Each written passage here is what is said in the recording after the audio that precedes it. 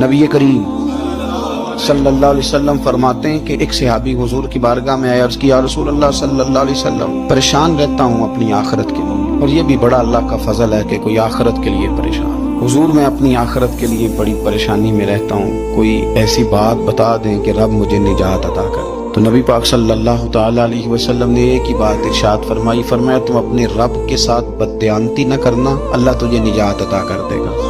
अर्ज की या रसूल अल्लाह सल्लल्लाहु अलैहि वसल्लम, अल्लाह के साथ बददयानती और खयानत क्या है? लोगों के साथ तो मामला समझ में आता है कि किसी ने कोई रकम रखवाई, कोई ड्यूटी दी, कोई जिम्मा लगाया, पूरा न किया तो बददयानती हो।